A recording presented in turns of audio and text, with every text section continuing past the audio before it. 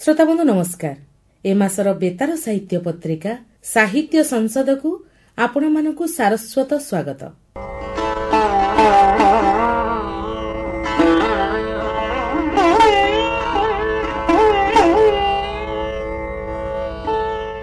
आम पत्रिकार सूची रही डॉक्टर भरत बेहरांकर आलोचना, डॉक्टर गौतम जेनांकर कविता एवं स्मृति पृष्ठरे पंडित रघुनाथ मुर्मू।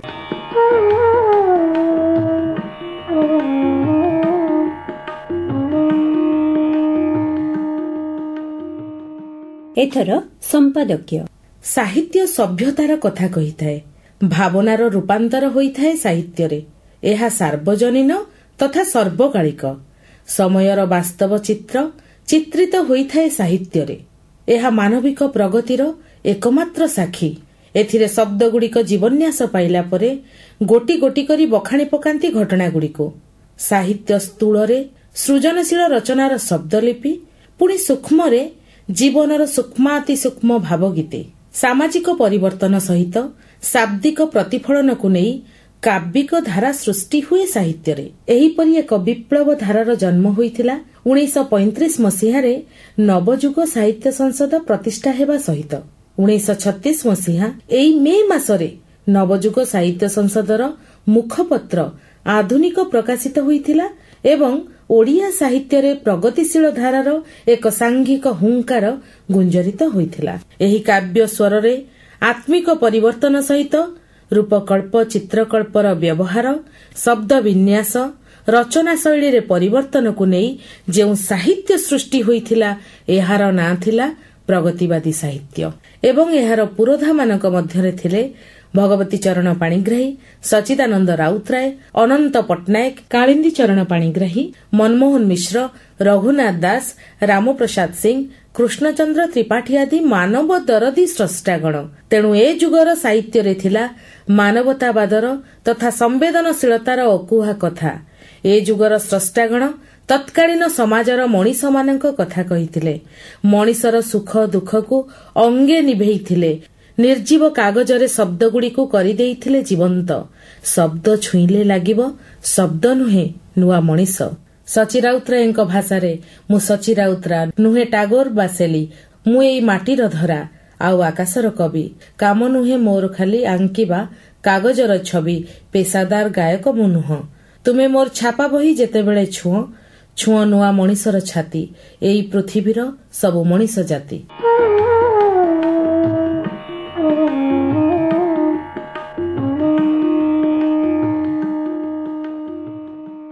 आज पत्रिकार प्रथम फर्दरे रही आलोचना सची राउतरायଙ୍କ कवितारे प्रगतिशील चिंताधारा। आलोचक डॉक्टर भरत बेहरा। कविता कवि प्राणर उछला उच्छ्वास, अनुभवर उत्तुंग परिप्रकाश। कविता गोटे प्रवाह, गोटे धारा। से धारा केबे कलकलत आउ केबे निशब्द। कविता कविर हृदय लिपि। हुए तो गोटे समय कवितार उत्स थिला धर्म, मात्र एबर समय खंडरे कवितार प्रमुख उत्स मनीष, तार जीवन जंजाल और जीवन संगीत। जीवन को विभिन्न भागरे ढंगरे पर्सी कविता होईची चलचंचल। क्रोध कारुण्यरू कवितार उद्भव होइथिले भी आहुरी केते केते उपादान एही स्रोतरे सामिल होई महास्रोतरे परिणत होईची।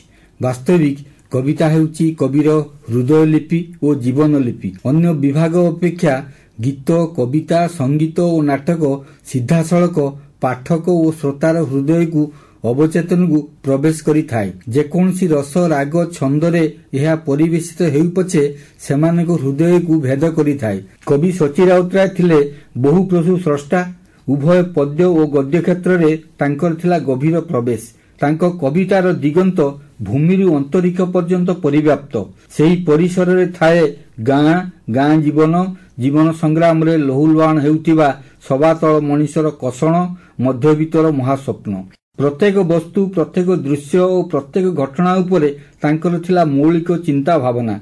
मुक्ति, स्वाधीनता, जातीयताबोध और सबातल मनीषर ऊर्ध्व उड़ान थिला तांको कवितार मुख्य स्वर। उभय मुक्त छंद और छंदबद्ध कविता को प्रकाशर माध्यम भावरे से ग्रहण करि नेइथिले। प्रकृत आधुनिक कविता सची राउतरायଙ୍କ ठारू आरंभ होइतिला। वास्तव दृष्टि से थिले आधुनिक कवितार जनक। ସେ ହିଁ ଆଧୁନିକତାର ନୂତନ ଦିଗ ନିର୍ଦ୍ଦେଶ କରିଥିଲେ। ଉଭୟ ଆଙ୍ଗିକ ଓ ଆତ୍ମିକ କ୍ଷେତ୍ରରେ ସେ ଯେଉଁ ଯୁଗାନ୍ତକାରୀ ପରିବର୍ତ୍ତନ ଆଣିଥିଲେ ତାର ପଟାନ୍ତର ନାହିଁ। ତାଙ୍କ ସାହିତ୍ୟ ସତରେ ସାହିତ୍ୟର ଆନ୍ଦୋଳନ ଓ ଆନ୍ଦୋଳନର ସାହିତ୍ୟ କହିଲେ ଅତ୍ୟୁକ୍ତି ହେବ ନାହିଁ। ସଚୀ ରାଉତରାୟ ଥିଲେ ମୁଖ୍ୟତଃ ପ୍ରଗତିବାଦୀ କବି। ତେବେ ସେ କୌଣସି ବାଦ ମଧ୍ୟରେ ଆବଦ୍ଧ ନଥିଲେ। ବାଦର ଊର୍ଦ୍ଧ୍ୱରେ ରହି କବିତା ସର୍ଜନା କରିଥିଲେ ବୋଲି ତାଙ୍କ କବିତା ପ୍ରତି ଏତେ ଆଦର ସମ୍ମାନ। ସମାଜର ତଳ ଶ୍ରେଣୀ ଓ ତଳ ଜାତି ପାଇଁ କବିତା ଲେଖିବା ଏତେ ସହଜ କାର୍ଯ୍ୟ ନୁହେଁ।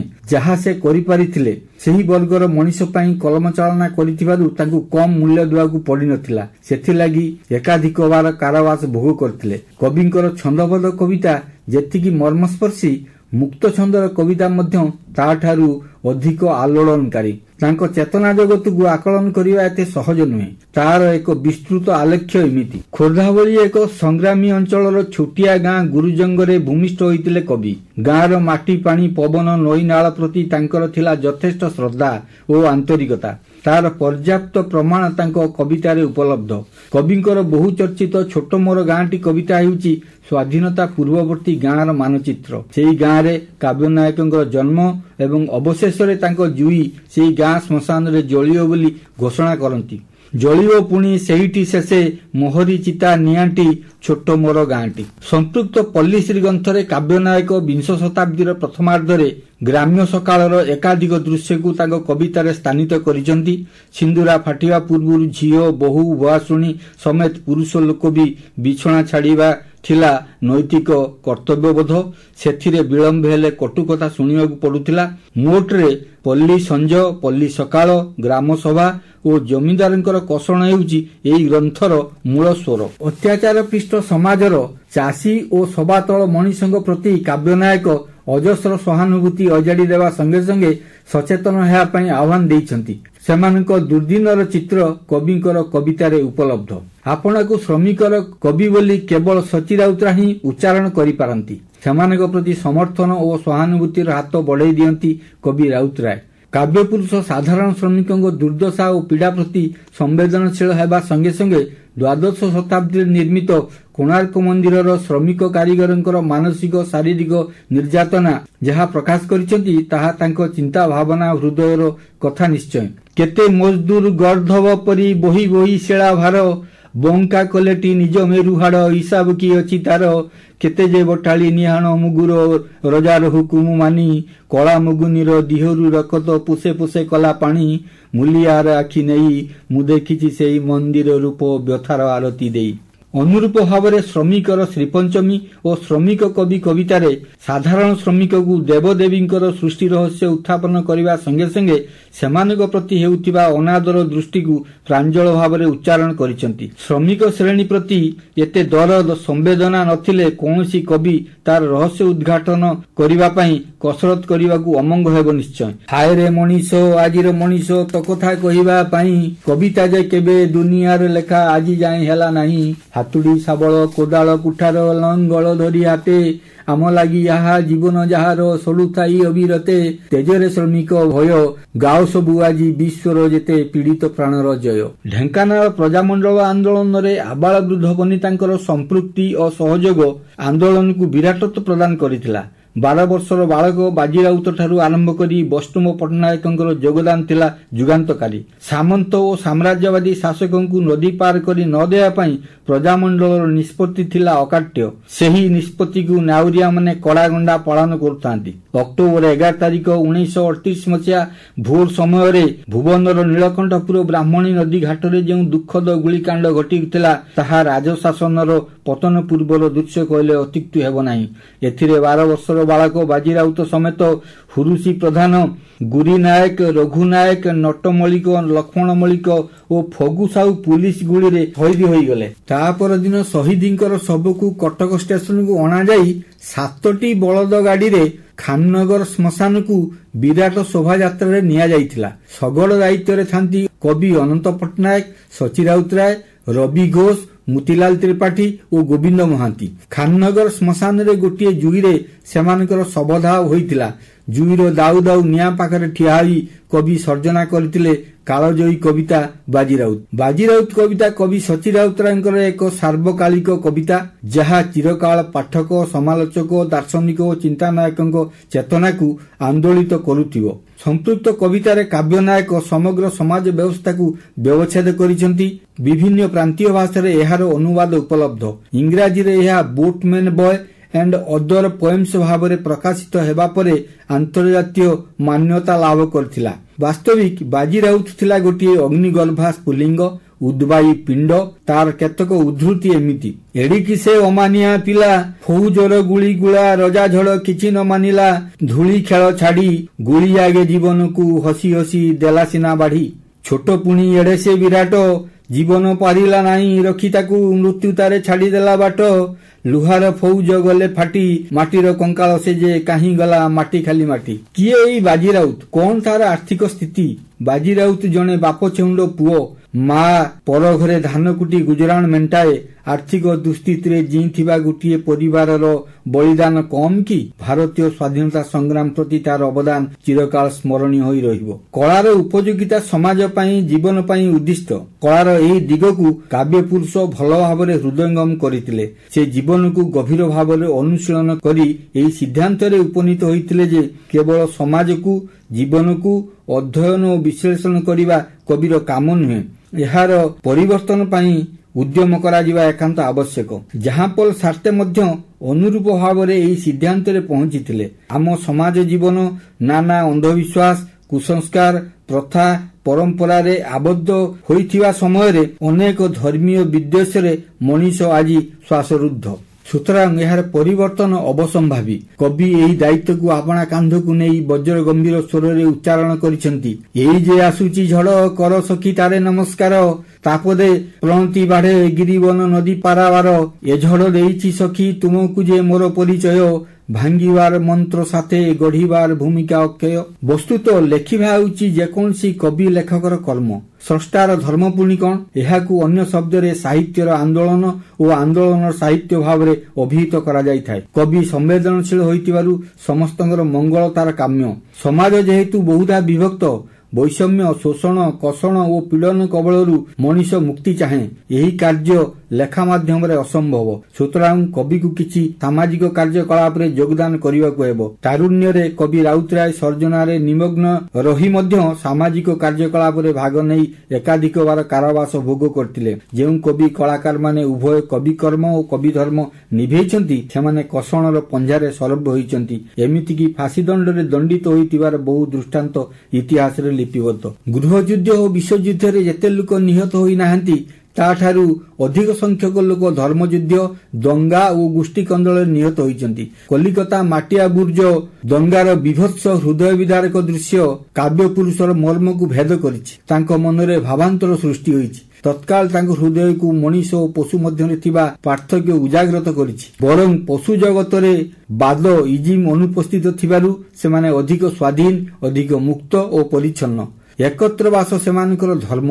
ପ୍ରେମ ପାଇଁ, ଖାଦ୍ୟ ପାଇଁ ସେମାନଙ୍କ ଭିତରେ ସଂଘର୍ଷ ନଥାଏ। ମାଟିଆ ବୁରୁଜର ଜହ୍ନ କବିତାରେ କାବ୍ୟପୁରୁଷ ସମ୍ପୃକ୍ତ ଅଞ୍ଚଳର ଶ୍ରମଜୀବୀ ମଣିଷଙ୍କ ଜୀବନ ଜଞ୍ଜାଳର ଚିତ୍ର ଖୁବ୍ ଆନ୍ତରିକତାର ସହ କାବ୍ୟାମୋଦୀ ପାଠକ ସାମ୍ନାରେ ପରିବେଷଣ କରିଛନ୍ତି। ଯେତେଦିନ ଯାଏ ଧର୍ମ ଧର୍ମ, ଜାତି ଜାତି, ଗୋଷ୍ଠୀ ଗୋଷ୍ଠୀ ମଧ୍ୟରେ ହିଂସା, ଦ୍ୱେଷ, ଘୃଣା ଥିବ, ସେତେଦିନ ଯାଏ ଦଙ୍ଗା ସୃଷ୍ଟି ହୋଇପାରେ। କାବ୍ୟପୁରୁଷ ମନରେ ଅନେକ ପ୍ରଶ୍ନ, ଅନେକ ଦ୍ୱନ୍ଦ୍ୱ। କେବେ ପାହିବ ଏ ଅନ୍ଧକାରର ରାତି?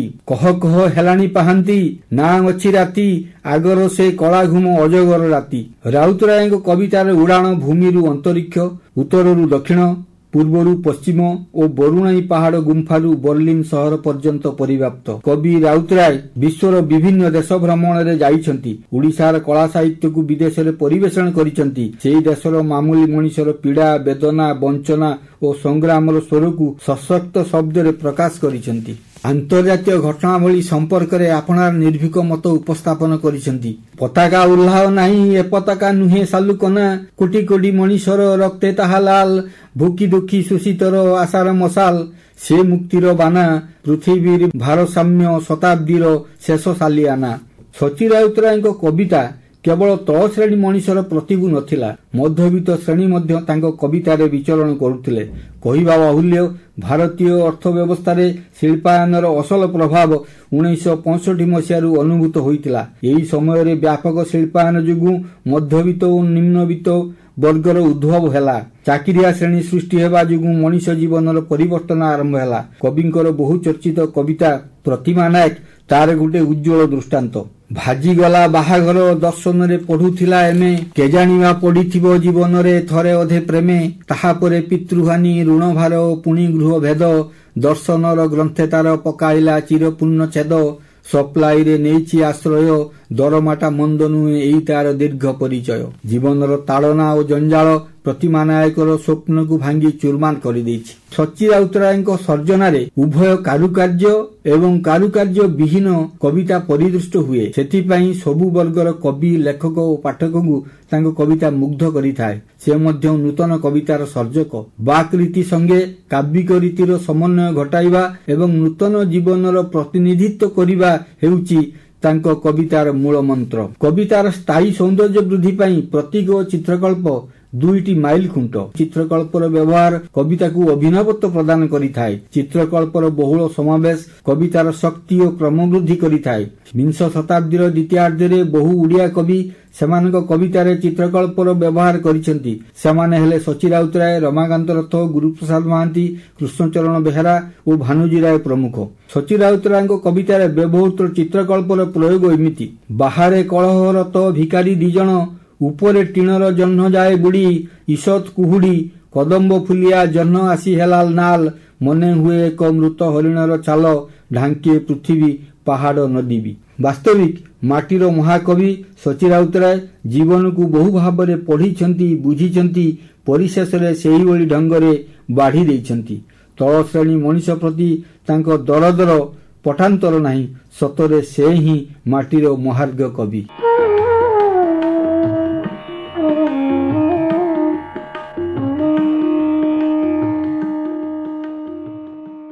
1987 ମସିହାରେ ଆମ କେନ୍ଦ୍ରର ପ୍ରତିନିଧି ଡକ୍ଟର ହୃଷିକେଶ ପଣ୍ଡାଙ୍କୁ କବି ସଚ୍ଚି ରାଉତରାୟ ଦେଇଥିବା ସାକ୍ଷାତକାରର ଶୁଣନ୍ତୁ ସମ୍ପାଦିତ ଅଂଶ। ମୋର ପ୍ରାଥମିକ କବିତା ବିଶେଷ କରି ପ୍ରକୃତି ଏବଂ ମଣିଷର ଦୁରବସ୍ଥା ଏବଂ ଦରିଦ୍ର ଉପରେ ଧନିକର ଅତ୍ୟାଚାର ଏହିସବୁ ବିଷୟ ନେଇକରି ଲେଖାଯାଇଥିଲା। ମୋର ପାଥେୟ ପ୍ରଥମ କବିତା ବହି 1931 ମସିହାରେ ମତେ 17 ବର୍ଷ ବୟସ ହେଇଥିଲା ବେଳେ ପ୍ରକାଶ ପାଇଥିଲା।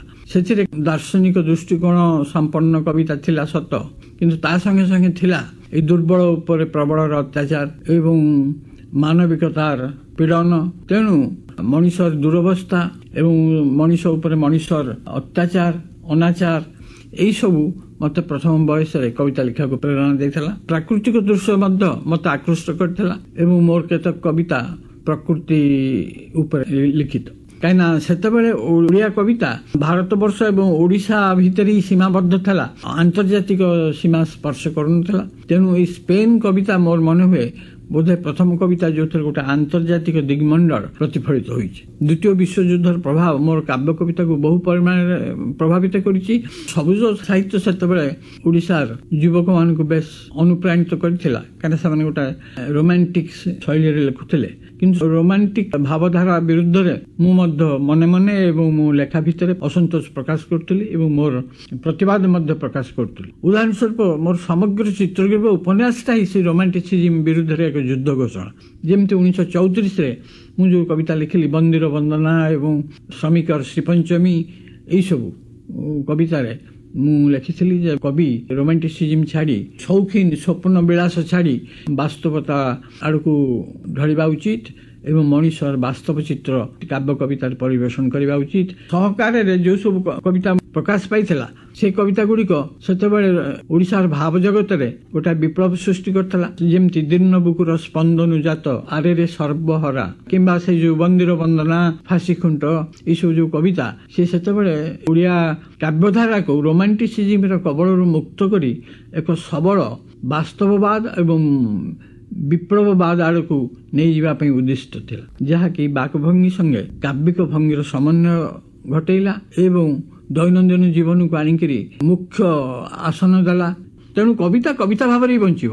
ତେଣୁ ଆଧୁନିକ କବିତାକୁ ଅନେକ ଅନରାଇମ୍ଡ କ୍ୟାଡେନ୍ସ ବୋଲି କହିଥାନ୍ତି, କାରଣ ଆଧୁନିକ କବିତା ହେଉଛି ଗଦ୍ୟର ପରିଚ୍ଛନ୍ନତା ସଙ୍ଗେ କାବ୍ୟର ଆବେଗ ସଞ୍ଚାରୀ ସ୍ୱଭାବର ସମ୍ମିଶ୍ରଣ ଘଟାଇ ଯେଉଁ କବିତା ରଚନା କରାଯାଏ ତାହା ହେଉଛି ଗଦ୍ୟ କବିତା। ପ୍ରାଚୀନ ବା ପରମ୍ପରାର ଯାହା ପ୍ରଗତିଶୀଳ ଅଂଶ ତାକୁ ଗ୍ରହଣ କରି ତା ସହିତ ନୂତନ ଭାବଧାରା ଏବଂ ନୂତନ ସେନ୍ସିବିଲିଟିଜ ଯେମିତି ଗୋଟାଏ ସମନ୍ୱିତ ପ୍ରକାଶ ହେବ, ସେଇଭଳିଆ କବିତା ମୁଁ ରଚନା କରିଛି।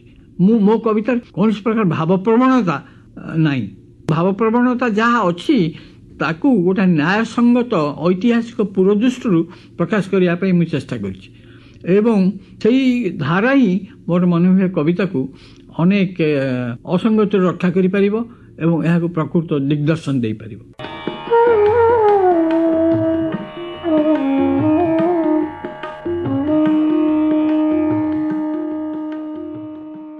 ସାହିତ୍ୟ ପତ୍ରିକାର ଦ୍ୱିତୀୟ ଅର୍ଘ୍ୟ କବିତା ଫର୍ଦ୍ଦ। ଏଥିରେ କବି ଡକ୍ଟର ଗୌତମ ଜେନାଙ୍କର କବିତା ଆ ଏଥର ଯୁଦ୍ଧ କ୍ଷେତ୍ରକୁ। କେହି ଜଣେ ଡାକୁଥିଲା ଆ ଗୌତମ ଆ, କେହି ଜଣେ ଡାକୁଥିଲା ଆ ଗୌତମ ଆ। ମୋ ଚାରି ପାଖରେ ଥିଲା ନିବିଡ଼ ଅନ୍ଧାର, ଆଖି ପାଉଥିବା ସବୁ ଜାଗାରେ ଥିଲା କେବଳ ଶୂନ୍ୟତା। ହାତ ଛୁଇଁ ପାରୁନଥିଲା କେବେଠୁ ହଜେଇ ସାରିଥିବା ଆଶାର କଅଁଳ ଡାଳପତ୍ର, ସ୍ୱପ୍ନର ସବୁଜିମା। ଏଯାଏ ବି ମୁଁ ଠିକଣା ଖୋଜୁଥିଲି ମୋର, ଏଯାଏ ବି ମୁଁ ଠିକଣା ଖୋଜୁଥିଲି ମୋର। ଆଖି ମୁଦି ଧ୍ୟାନସ୍ଥ ମୁଦ୍ରାରେ ମନେ ପକାଉଥିଲି ଠିକଣା। କାହିଁ କେଉଁଠି କିଛି ମନେ ପଡ଼ୁନଥିଲା, ଯେତେ ଭାବିଲେ ସବୁ ଲାଗୁଥିଲା ନୂଆ ନୂଆ ଅଚିହ୍ନା ଅଚିହ୍ନା। କାହିଁ କେଉଁଠି କିଛି ମନେ ପଡ଼ୁନଥିଲା, ଯେତେ ଭାବିଲେ ସବୁ ଲାଗୁଥିଲା ନୂଆ ନୂଆ ଅଚିହ୍ନା ଅଚିହ୍ନା। ଆଜି ଯାଏ ମୁଁ ଖୋଜି ହେଉଥିବା ଜିନିଷଟି କ'ଣ କେବେ ପହଞ୍ଚିଛି ହାତ ପାଆନ୍ତାରେ? ଆଜି ଯାଏ ମୁଁ ଖୋଜି ହେଉଥିବା ଜିନିଷଟି କ'ଣ କେବେ ପହଞ୍ଚିଛି ହାତ ପାଆନ୍ତାରେ? କେତେବେଳେ କ'ଣ ପାଇଛି ଏତେ ଦିନ ଧରି ଚାଲି ଆସୁଥିବା ସେଇ ଅଚିହ୍ନା ରାସ୍ତା କଡ଼ର ଗଛଙ୍କୁ, ଚଢ଼େଇଙ୍କୁ? କେବଳ ଏକା ଏକା ସାରା ଜୀବନ, କେବଳ ଏକା ଏକା ସାରା ଜୀବନ ଯୁଝିଛି ନିଜ ସହ ନିଜେ। ଜଣେ ପରାସ୍ତ ହୋଇନଥିବା ସୈନିକଟେ, ଜଣେ ପରାସ୍ତ ହୋଇନଥିବା ସୈନିକଟେ। ଅନବରତ ନିଜ ସହ ଏଇମିତି ଲଢ଼େଇରେ ମାତିଥାଏ ମୁଁ, ଅନବରତ ନିଜ ସହ ଏଇମିତି ଲଢ଼େଇରେ ମାତିଥାଏ ମୁଁ। ଏଥିରୁ କ'ଣ ବିରାମ ମିଳେ କେତେବେଳେ? ଏଥିରୁ କ'ଣ ବିରାମ ମିଳେ କେତେବେଳେ? କେଉଁଠି ପଡ଼ିଥାଏ ଦନ୍ଥଡ଼ା ଖଣ୍ଡା, କଳଙ୍କି ଲାଗିଯାଇଥାଏ ବର୍ଚ୍ଛା ଧନୁତୀର, ଭାଙ୍ଗିରୁଜି ଖଣ୍ଡ ଖଣ୍ଡ ହୋଇଯାଇଥାଏ ବିଷଣ୍ଣ ଦେହ। ତଥାପି ଯୁଦ୍ଧ ଚାଲିଥାଏ, ତଥାପି ଯୁଦ୍ଧ ଚାଲିଥାଏ। ହାର ଜିତକୁ ପଛରେ ପକାଇ ଅନବରତ ଏ ଯୁଦ୍ଧ ଚାଲିଥାଏ। ତା ଭିତରୁ ଜନ୍ମ ନେଉଥାନ୍ତି କେତେ କେତେ ଗୌତମ, ତା ଭିତରୁ ଜନ୍ମ ନେଉଥାନ୍ତି କେତେ କେତେ ଗୌତମ। ସାରା ସଂସାର କେବଳ ଦିଶୁଥାଏ ଗୌତମମୟ, ସାରା ସଂସାର କେବଳ ଦିଶୁଥାଏ ଗୌତମମୟ, ଯେଉଁମାନେ କେବେଠୁ ହଜେଇ ସାରିଥାନ୍ତି ଆପଣାର ଅସ୍ତିତ୍ୱ। ଗୋଟେ ଫମ୍ପା ଦେହ ଭିତରେ କେଇଟି ପ୍ରଶ୍ୱାସ ଓ ନିଶ୍ୱାସ କେବଳ ସାଇତି ରଖିଥାନ୍ତି ଧୀରେ ଧୀରେ ସାଙ୍କୁଳି ଉଠୁଥିବା ଗୋଟେ ଦରମଲା ଦେହ, ଧୀରେ ଧୀରେ ସାଙ୍କୁଳି ଉଠୁଥିବା ଗୋଟେ ଦରମଲା ଦେହ।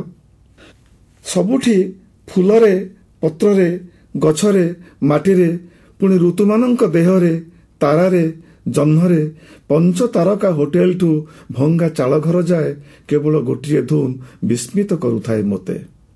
ଆଜି ଯାଏ ସେଇ ଅନ୍ଧାର ହିଁ ମୋତେ ଅନ୍ଧ କରି ହାତ ଧରି ଟାଣି ନେଉଥାଏ କେଉଁ ଅଜ୍ଞାତ ସ୍ଥାନକୁ।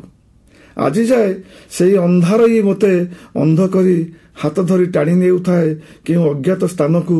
କ୍ରମଶଃ ମୋ ଭିତରେ ଆଉ ଗୋଟେ ସୁନ୍ଦର ଆଲୋକିତ ପୃଥିବୀ ଚକମକ ଶୋଭା ନେଇ ଉକୁଟି ଆସୁଥାଏ ମୋ ଅଜାଣତେ। ନା କେହି ନଥିଲେ ମୋ ଆଗରେ କି ପଛରେ, ନା କେହି ନଥିଲେ ମୋ ଆଗରେ କି ପଛରେ, କେହି ନଥିଲେ ଶୁଣିବାକୁ ମୋର ଆନନ୍ଦ ଉଚ୍ଛ୍ୱାସ ଭରା ଆହ୍ଲାଦର ଡାକ। ସବୁଠି କେବଳ ମୁଁ, ସବୁଠି କେବଳ ମୁଁ ଫେରି ଯାଉଥିଲି ଆଉ ଗୋଟେ ଭ୍ରୂଣ ଭିତରକୁ। କେହି ଜଣେ କହୁଥିଲା, କ'ଣ ନିଜକୁ ଚିହ୍ନି ପାରିଲୁ ଏଥର ଗୌତମ? ତୋର ଜନ୍ମ ନାହିଁ କି ମରଣ ନାହିଁ, ଏଇମିତି ଥରକୁ ଥର ତୁ ଆସୁଥିବୁ ଓ ଯାଉଥିବୁ। ଯା ଖୋଜ ନିଜକୁ ଖୋଜ, ସବୁଠି ତୁ ଅଛୁ, ସବୁଠି ଅଛୁ। ମୋତେ କ'ଣ ଭଲ ଲାଗେ କି ନ ଲାଗେ, ମୋତେ କ'ଣ ଭଲ ଲାଗେ କି ନ ଲାଗେ, କେହି କ'ଣ ପ୍ରଶ୍ନ କରିଛି କେତେବେଳେ? ମୁଁ ତ ଏଇମିତି କେତେବାର ଆସିଛି ଏଠିକୁ, ମୁଁ ତ ଏଇମିତି କେତେବାର ଆସିଛି ଏଠିକୁ, ପୁଣି ଫେରି ଯାଇଛି ବି କେତେବାର। କାହିଁ କେତେବେଳେ କେହି ଆପଣାର କେବେ ଆସିନି ତ ମୋ ସହିତ, କି ଫେରିନି ବି କେବେ? କାହିଁ କେତେବେଳେ କେହି ଆପଣାର କେବେ ଆସିନି ତ ମୋ ସହିତ, କି ଫେରିନି ବି କେବେ? ତେବେ ମୋ ଭିତରେ ଏତେ ପ୍ରଶ୍ନ କାହିଁକି ଉଠେ? ତେବେ ମୋ ଭିତରେ ଏତେ ପ୍ରଶ୍ନ କାହିଁକି ଉଠେ? ନିଜକୁ ବାରମ୍ବାର ଖୋଜିବାକୁ ଇଚ୍ଛା ହେଉଥାଏ, ନିଜକୁ ବାରମ୍ବାର ଖୋଜିବାକୁ ଇଚ୍ଛା ହେଉଥାଏ।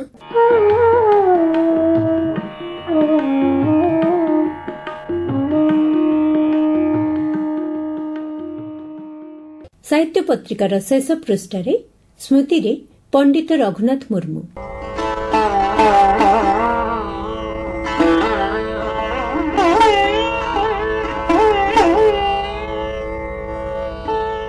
ପଣ୍ଡିତ ରଘୁନାଥ ମୁର୍ମୁ 1905 ମସିହା ମେ ମାସର 5 ତାରିଖ ଦିନ ମୟୂରଭଞ୍ଜ ଜିଲ୍ଲାର ଦାଣ୍ଡବୋସଠାରେ ଜନ୍ମଗ୍ରହଣ କରିଥିଲେ।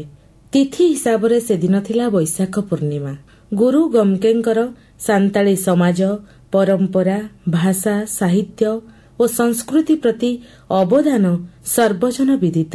ଆଦିବାସୀ ଭାଷାର ମୌଖିକ ସାହିତ୍ୟର ଉପଯୁକ୍ତ ଲିପି ଅଭାବରୁ ଏହାର ପ୍ରସାର ଦିଗରେ ଅନେକ ବାଧା ଦେଖାଦେଇଥିଲା। 1925 ମସିହାରେ ସାନ୍ତାଳୀ ଭାଷାର ଏହି ମହାନ ଲେଖକଙ୍କ ଦ୍ୱାରା 30 ଅକ୍ଷର ବିଶିଷ୍ଟ ଅଲଚିକି ଲିପି ସୃଷ୍ଟି ହୋଇଥିଲା। 1939 ମସିହା ଫେବୃଆରୀ ମାସରେ ବାରିପଦାଠାରେ ଅନୁଷ୍ଠିତ ପ୍ରଦର୍ଶନୀରେ ତତ୍କାଳୀନ ମୟୂରଭଞ୍ଜ ମହାରାଜା ପ୍ରତାପଚନ୍ଦ୍ର ଭଞ୍ଜଦେଓଙ୍କ ଉପସ୍ଥିତିରେ ପଣ୍ଡିତ ମୁର୍ମୁଙ୍କ ଦ୍ୱାରା ଅଲଚିକି ଲିପିର ପ୍ରଦର୍ଶନ କରାଯାଇଥିଲା। ପଣ୍ଡିତ ମୁର୍ମୁଙ୍କ ରଚିତ ସାନ୍ତାଳୀ ଭାଷାରେ ଦାଳଗେ ଧନ, ଖେରୱାଳ ବୀର, ବିଦୁଚାନ୍ଦାନ ଆଦି ନାଟକ ସାନ୍ତାଳୀ ନାଟ୍ୟ ସାହିତ୍ୟକୁ ରୁଦ୍ଧିମନ୍ତ କରିପାରିଛି। ସାନ୍ତାଳୀ ଭାଷା ଓ ସାହିତ୍ୟର ଅଧ୍ୟୟନ ନିମନ୍ତେ ଓଡ଼ିଶା ତଥା ଝାଡ଼ଖଣ୍ଡର ବିଭିନ୍ନ ବିଶ୍ୱବିଦ୍ୟାଳୟରେ ଅଲଚିକି ଲିପିରେ ଶିକ୍ଷାଦାନ ବ୍ୟବସ୍ଥା ମଧ୍ୟ କରାଯାଇଛି, ଯାହାଫଳରେ ସଂସ୍କୃତି ଓ ସାହିତ୍ୟର ଯଥେଷ୍ଟ ବିକାଶ ସାଧନ ହୋଇପାରିଛି। ଗୁରୁ ଗମ୍କେଙ୍କର ଏହି ଅବଦାନ ପାଇଁ ସାରସ୍ୱତ ଜଗତରେ ସେ ଚିରସ୍ମରଣୀୟ ତଥା ଚିରନମସ୍ୟ।